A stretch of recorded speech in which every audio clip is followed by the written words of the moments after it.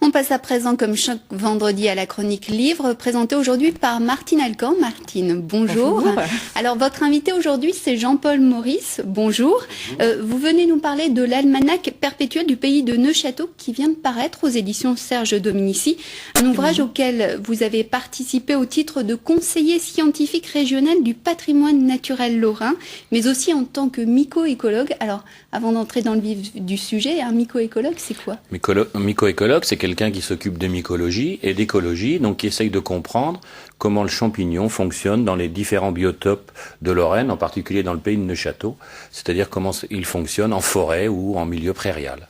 Alors pour en revenir à l'ouvrage, Martine, est-ce que vous l'avez aimé cet ouvrage ? Alors d'abord, je vais vous dire ce que c'est un petit peu. Alors, il faut savoir que l'almanach est le plus vieux livre des colporteurs.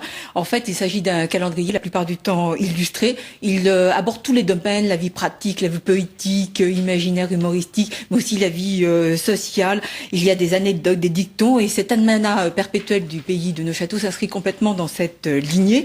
Il faut savoir aussi qu'il a fallu 2 ans d'enquête pour le réaliser, qu'il a été initié par Anne-Marie Simon-Parnex, qui est une néo-castrienne de cœur, qui travaille sur le secteur de Domrémy depuis une dizaine d'années, qu'elle s'est entourée de 9 auteurs référents, dont Jean-Paul Maurice, vous faites partie. Alors bien sûr, vous avez évoqué la vie des champignons, puisque c'est votre spécialité, domaine, oui. mais vous avez aussi parlé, par exemple, des orchidées qui ne poussent pas qu'en Thaïlande.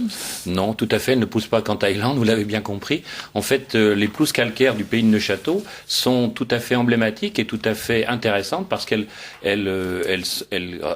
il y a plein de ressources en termes de plantes, mais en particulier les orchidées.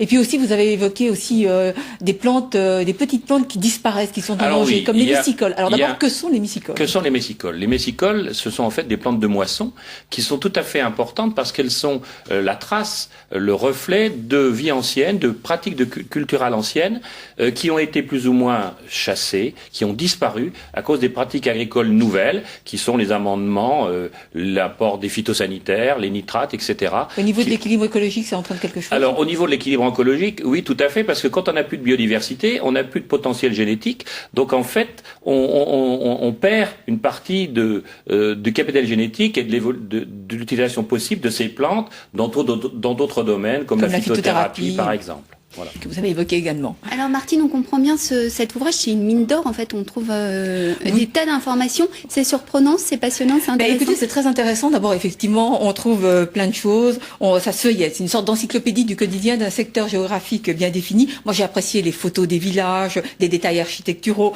les mots de patois comme néreux qui veut dire délicat, belou, c'est voix papa bien clair, clarté lumineux, mirabelle qui vient de mirabilis en latin, ça veut dire belle à voir. Voilà.